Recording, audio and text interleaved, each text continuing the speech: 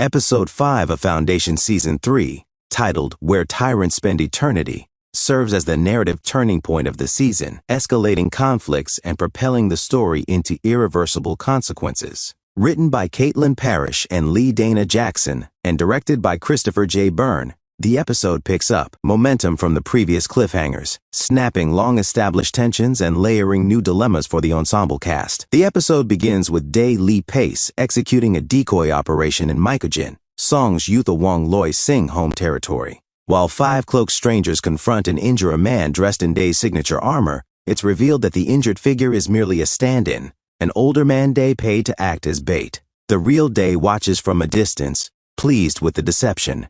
Meanwhile, back on Trantor, Imperial forces recover Commander Mavon's body, but their investigation yields little progress, marking another failure for the Empire. On New Terminus, Han Pritcher Brandon Bell arrives only to be aggressively confronted by Mayor Inbur Leo Bill. Inbur is incensed by Han's disobedience, especially his unauthorized use of the mayor's personal ship, and sees Han's connections to Torin and Beta Malo, the fugitives allegedly responsible for abducting Magnifico Giganticus, as a political liability. In response, Inbur strips Han of his authority and clothes and throws him into a jail cell. Simultaneously, Gaal Dornick, Lou Lobel, and brother Dawn Cassian Bilton are en route to Clarion Station. Gaal confirms the survival of a zygote connected to her late daughter, Salvor Hardin, though Dawn says little in response.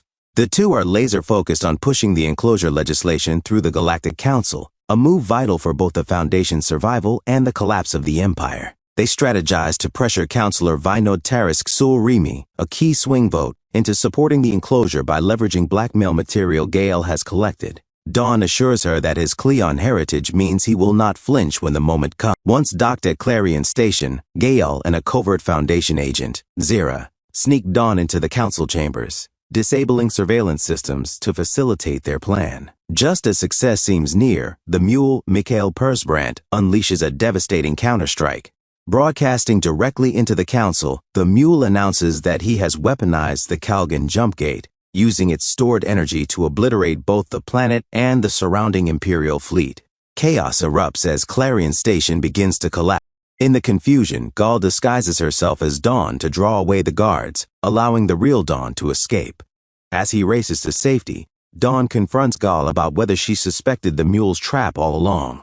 She admits she had suspicions but chose not to reveal them, believing a weakened empire was a necessary step to ultimately defeat the Mule. Dawn, feeling manipulated, severs communication with her.